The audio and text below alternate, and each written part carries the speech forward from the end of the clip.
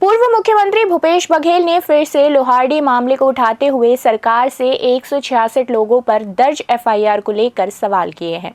बघेल ने पूछा कि क्या इन नामों और धाराओं में गड़बड़ी है। उन्होंने सरकार से इस मामले में जवाबदेही की मांग की है। इसके अलावा बघेल ने भारतीय न्याय संहिता के तहत कवर्धा में दर्ज हुई पहली एफआईआर का भी जिक्र किया, जहां सभी थानों में एफआईआर दर्ज करने की होड़ मची थी। साथ ही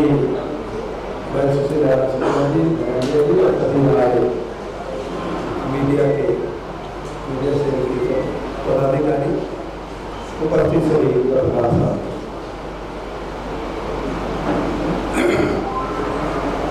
अभी परसों ही मैंने लोहारडी के मामले में 5 सवाल पूछे थे।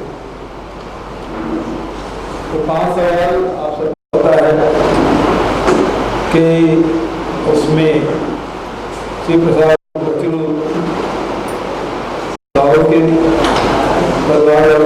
पोस्टमार्टम कराने की मांग की है और डीजी को दोनों प्रदेश के डीजी को पत्र लिखा। सरकार उसकी क्या है? दूसरा सवाल था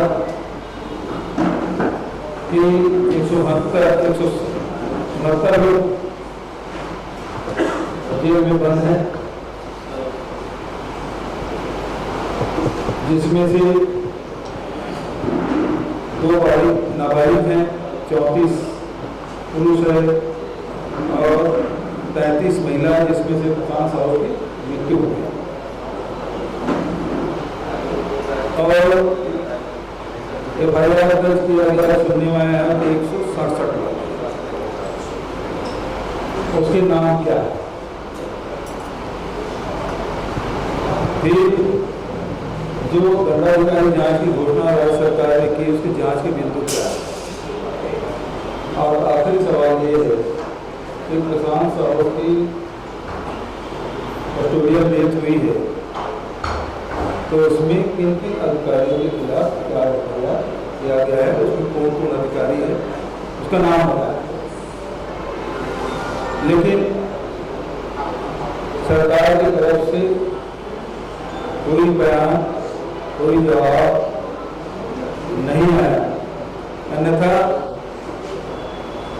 पत्रकार वार्ता करते ही उनके काउंटर जवाब सभी मीडिया में चला जाता है। सरकार इस मामले में उसकी मौन, उसकी चुप्पी, बहुत सारी कहानियां कर रही है। क्योंकि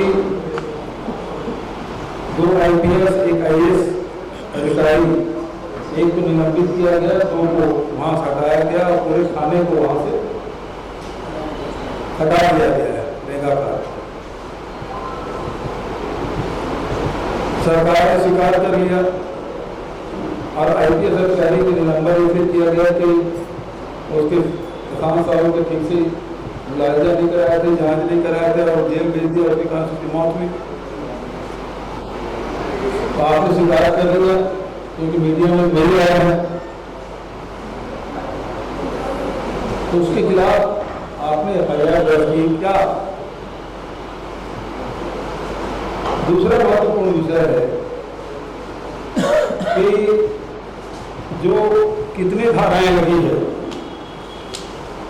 तो उन धाराओं के बारे में मुझे जो जानकारी मिली है, उसमें 103(1) है, जो हत्या का आरोपी के नए जो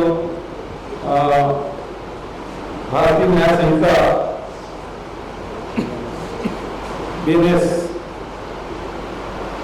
उसके तहत 103 हत्या का आरोप, 103(1) हत्या का, जिसमें प्रावधान है मृत्युदंड अर्थात आजीवन कारावास।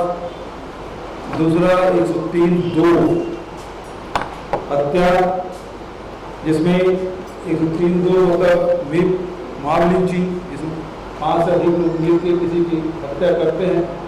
ये नया जोड़ा गया है भारतीय न्याय संहिता में। और आपने देखा होगा कि सभी थानों में इसकी होर्डिंग लगी हुई है। नया कानून है मॉब लिंचिंग का और 103(2) के तहत उसमें मृत्यु दंड अथवा आजीवन कारावास।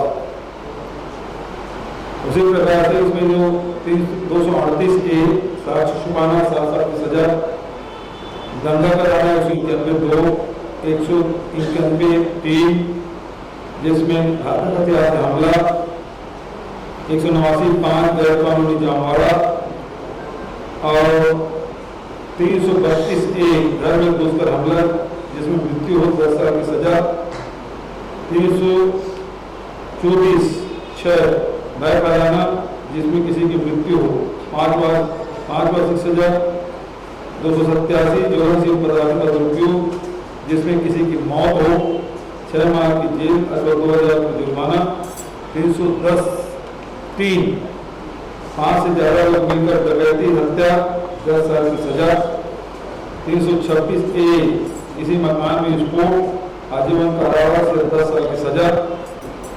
1261(2) मौत की साजिश ऐसे अपराध जिसमें मृत्यु दंड हो या आजीवन कारावास हो 2 साल की सजा। कितनी धाराएं लगाई गई और सबसे बड़ी बात यह है कि थाना में मारे पीटे हैं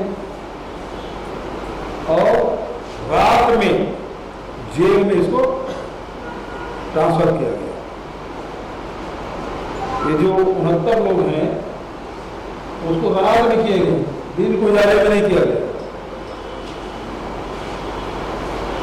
और एक व्यक्ति की शिकायत पर जो रघुनाथ साहू मृतक है उसके पुत्र के शिकायत पर 167 लोगों का नाम लिखा गया उसकी शिकायत के, और उसमें से 69 लोगों को जेल भेजा गया बिना विवेचना के, जिसमें पिछले समय में मैं बताया था कि 5 लोग ऐसे थे जो कचरू साहू के पोस्टमार्टम में वो मध्य प्रदेश गए हुए थे। उसी दौरान आगजनी हुई। दूसरा हैदराबाद से लोग आए थे। तीसरा दूसरे गांव के लोग उस गांव से गुजर रहे थे। चौथा सुपेला के व्यक्ति उसी दिन अपने परिवार के साथ मिलने गया। 5वां जो प्रशांत साहू के 2 चचेरे भाई राजनाम हो गए।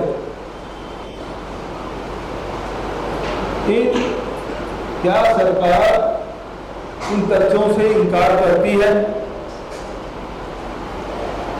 क्योंकि 5 लोग पोस्टमार्टम कराने गए थे तो मध्य प्रदेश की पुलिस के देखरेख में गए थे, वहां डॉक्टर थे और वो 24 घंटे वहां रहे, दूसरे दिन लौटे।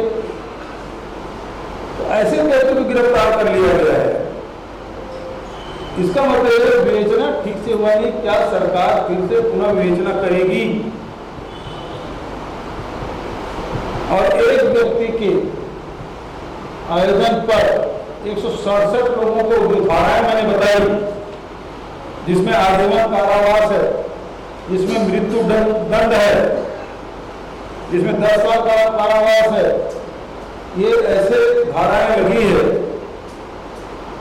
जिसमें जो लोग गिरफ्तार हैं तो छूट नहीं पाएंगे। तो बिना विवेचना के इतने गंभीर धाराएं आपने लगाई। रघुनाथ साहू की हत्या हुई है, उसमें जो लोग शामिल थे उसके खिलाफ कठोर कार्रवाई होनी चाहिए। हत्या हुई, जला के मार गए, लेकिन एक व्यक्ति की शिकायत के सब लोगों को, गांव भर के लोगों की गिरफ्तारी, और फिर हम पूछे कि नाम क्या है तो सरकार ने नाम भी नहीं बताया। क्योंकि बहुत सारे लोग दहशत में हैं और डर के मारे गांव वापस ही नहीं आ रहे।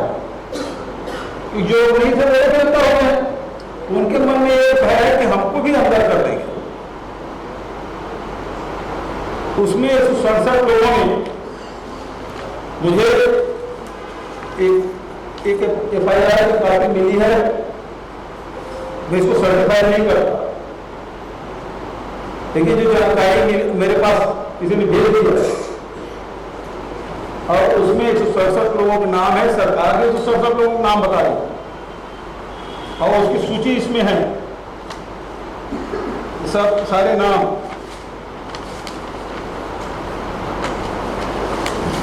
नाम उसमें हैं, क्रम सहित, गांव के नाम सहित सब इसमें लिखा हुआ है।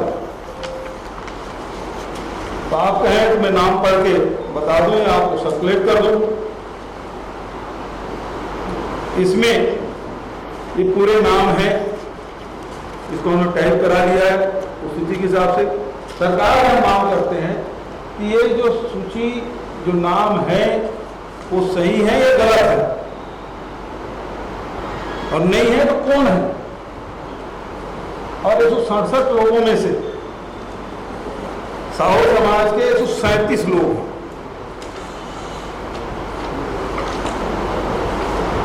यादव समाज के 20 लोग हैं, आदिवासी समाज के 8 लोग हैं, मानिकपुरी समाज के 1 और पटेल समाज के 1।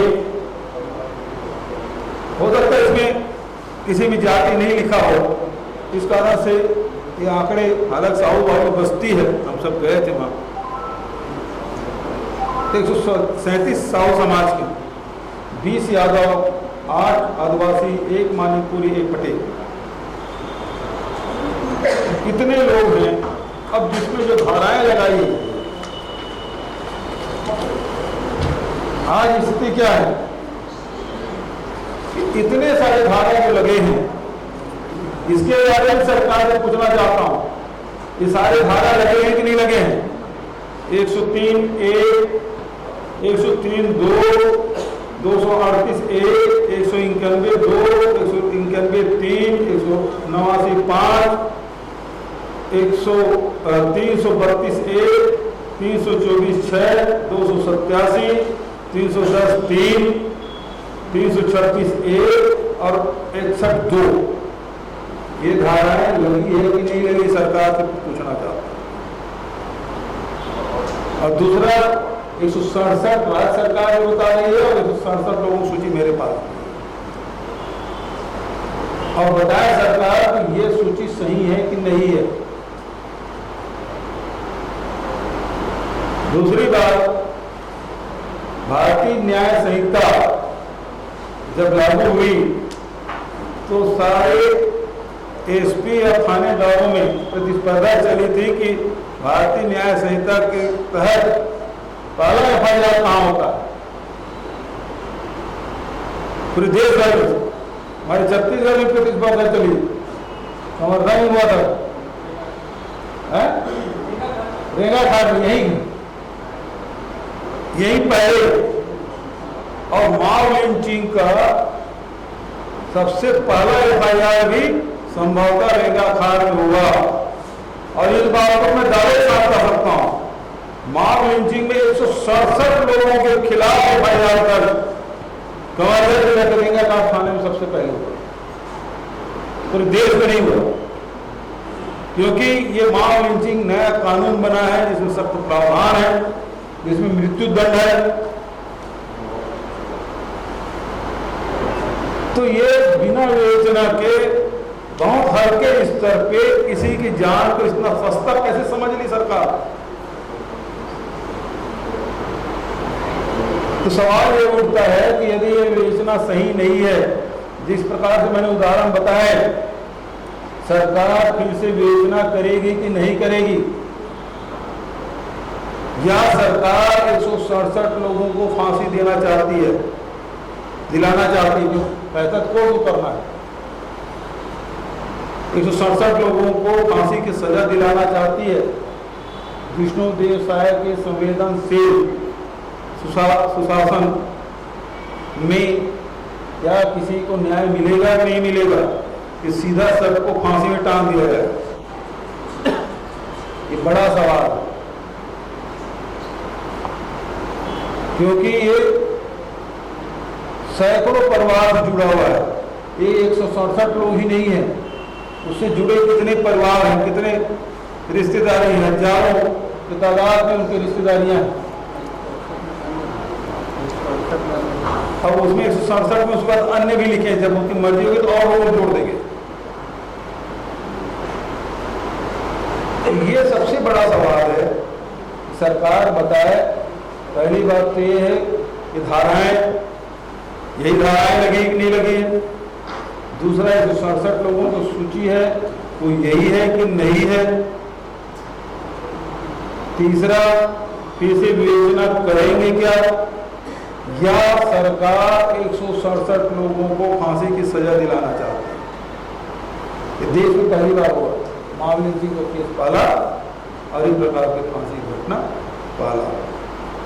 एक बड़ा सवाल मैं सरकार, आपके माध्यम से सरकार से करना चाहता हूँ। सर, मेरा सवाल है, ऐसे कार्रवाई करके सरकार क्या संदेश देना चाह रही है? क्या दबाने का क्या चाह रही है? एक मेरा सवाल है, ये बात सरकार से जुड़े जो लोग रोज मीडिया के माध्यम से बात करते हैं, तो मुझसे पूछे तो देखो, छत्तीसगढ़ के 67 लोगों को फांसी की सजा होगी, सोचिए बड़ा क्या होगा। ये दिलाना चाहिए क्या ये सरकार? निरपराध लोग फांसी टांगना चाहती, जो दोषी उसके खिलाफ कार्रवाई करे, लेकिन निर्दोष लोग जो मैंने 5 उदाहरण बताए, उसके बारे में सरकार फिर से विवेचना करेगी क्या? करेगी तो कब करेगी, कितने दिनों में करेगी?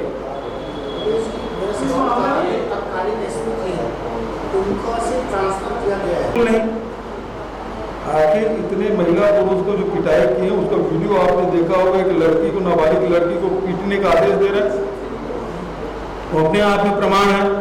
प्रशांत साहू की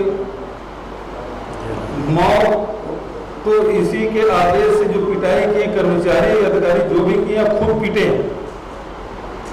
उसी कारण से मौत हुई, तो इनके खिलाफ भी वही धाराएं लगनी चाहिए।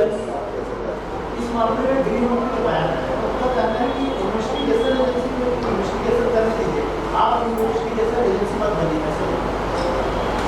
आप जो सवाल उठाया, इन्वेस्टिगेशन क्या करेगा, वही हम जानना चाहते हैं। इन्वेस्टिगेशन क्या किया? घटना 15 तारीख की है, 15 सितंबर, 18 सितंबर को प्रशांत साहू की मृत्यु हो जाती है, और आज हो गए 7 तारीख, 7 अक्टूबर, तो 15, 7, 22 दिन बीत गया। आप कहां पहुंचे हैं? क्या दोबारा पोस्टमार्टम कराएंगे? उनको न्याय मिलेगा कजरू बेटी को? हम ये कहते पड़े, लेकिन सवाल तो यह है कि वो पोस्टमार्टम क्यों नहीं कराए दोबारा? और दूसरी बात, ये नाम छुपा के, ये नाम जो ये धारा है, नाम है, तो सही नहीं है। आपने जो दस्तावेज पेश किए, क्या कांग्रेस की किसी जांच समिति की रिपोर्ट है या किसी अन्य माध्यम से? सही एफआईआर के कभी थाने में होता भाई नहीं, अन्य माध्यम से प्राप्त हुई। और दूसरी जो बात है, इतनी धाराएं की, इसमें कौन से विद्वान व्यक्ति का किसी का दिशा निर्देश? भाई, इसमें ये जो एफआईआर की कॉपी है, उसमें धाराएं हैं। ये मैं इसी को बता रहा हूँ, मेरे पास ये कॉपी मिली मुझे। सर, 167 लोगों का जो आप जिक्र कर रहे हैं, वो भी इसी में है? इसी में है ना, ये नाम है, ये सब नाम है। ये देखिए, ये यहाँ से शुरू होता है नाम, फिर दूसरे पेज, फिर तीसरा पेज, फिर चौथा पेज, आपको शंका है ये 5वां पेज, ये 6वां पेज, ये 7वां पेज, ये 8वां, ये 7 पेज, और उसके बाद जो बयान लिखा है वो उसमें सब फिर से वो नाम है। तो मैं यही पूछ रहा हूँ, ये कॉपी मुझे मिली है, ये नाम है, ये धाराएं हैं, ये सही है क्या? सरकार से पूछा हूँ।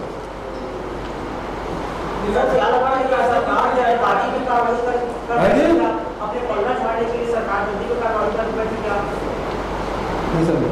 जल्दबाजी में कार्रवाई की गई। बिल्कुल सही बात आपने कहा कि यहाँ के, इसमें मैंने बताया एक व्यक्ति के शिकायत पर 7 लोगों पे इतनी बड़ी बड़ी धाराएं आपने लगा दी। इसमें और किसी का नाम नहीं है, किसी से और से पूछे पुलिस वाले।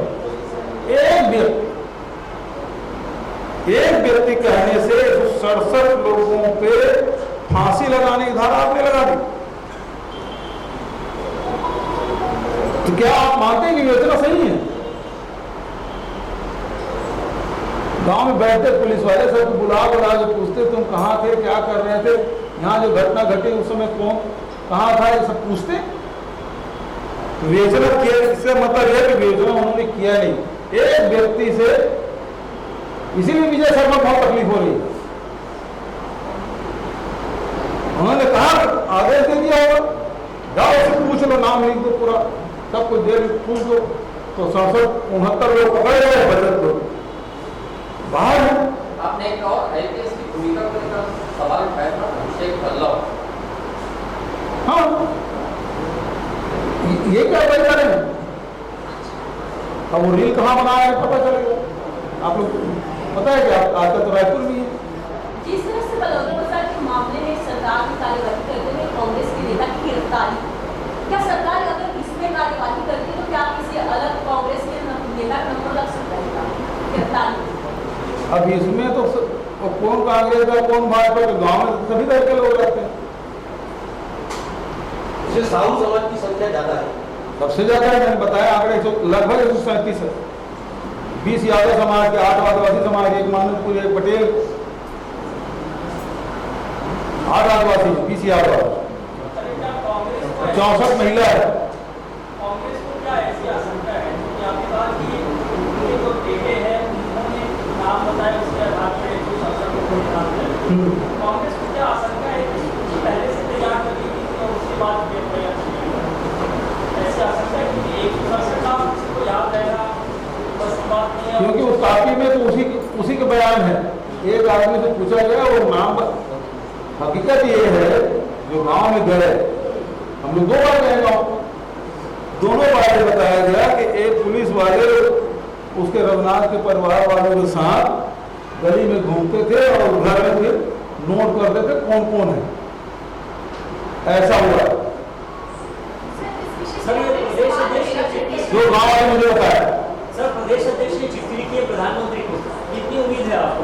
कांग्रेस, हाँ, कांग्रेस की तरफ से पत्र लिखा गया है, अध्यक्ष जी ने पत्र लिखा है। निश्चित रूप से प्रधानमंत्री भी संज्ञान में आना चाहिए बात।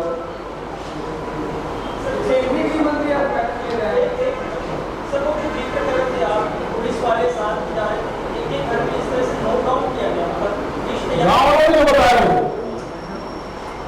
और उसके बाद तो ये है कि पुलिस वाले रात को 12 बजे के में घर में दरवाजे तोड़ के महिलाओं को घसीटते हुए ले गए।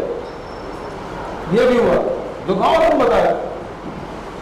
आपने कहा कि नए कानून के बाद तो पहली ऐसी एफआईआर होगी जिसमें मावली जी का, तो आपको लग रहा है कि सही तरीके से कानूनों का पालन हो रहा है या?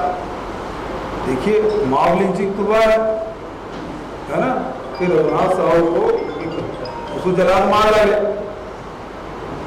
दरवाजा तोड़ा गया, हम लोग खुद गए थे वहाँ, घर जला हुआ था, धुआं भी उड़ रहा था जब हम लोग गए तो। और उसके लाश की जगह हम लोग गए तो वहाँ बहुत सारे पैरा भी मिला, साड़ी भी मिली, जो है मतलब हरी बोतलें भी थी। तो एक आदमी के द्वारा किया गया नहीं है, निश्चित रूप से 1 से अधिक लोग होंगे। लेकिन सवाल ये है कि वो कौन लोग हैं, उसको उसके खिलाफ कार्रवाई होना चाहिए। क्या राजनीतिक प्रतियोगिता तो नहीं है, जैसा आप कह रहे हैं, वो सरपंच पुराने सरपंच रह चुके हैं और ये भी उसके लिए कांग्रेस किया करते थे, पार्टी का वर्ग था। क्या ये जो मुआवजे हुई है, ये आप लोग की बातों से ऐसा लगता है और मेरा होता है आप लोग क्या ये एक राजनीति का उपयोग किया जा रहा है, क्या तो उपयोग किया जा रहा है? देखिए मैं तो राजनीति के हिसाब से नहीं कर रहा हूँ, लेकिन गाँव में तो है, एक समाज का अध्यक्ष था, दूसरा 3 बार का सरपंच रहा है, गांव में प्रतिद्वंदता रही है।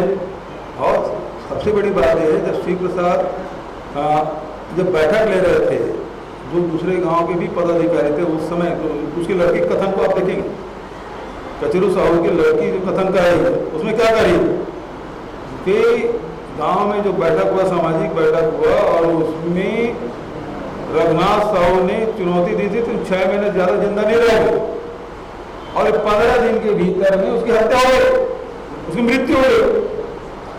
तथाकथित आत्महत्या सरकारी भाषा में। जब लोगों को पता चला कि वो वहां पे लाश पड़ी हुई है, गांव वाले गए देखे और वहां पुलिस ने कहा ये आत्महत्या है, और वहीं से चिंगारी भड़की, और एक आदमी के शक था उनको, उसके घर में आया और उसको घेर के जला के मार डाला। तो प्रतिद्वंदिता तो थी। मैं भैया ये तो विजय शर्मा बताएंगे कि उसके किसने साथ दिया, किसने नहीं दिया, और किसके कारण से कार्रवाई कर रहे वो बता पाएंगे। कांग्रेस हाँ जी,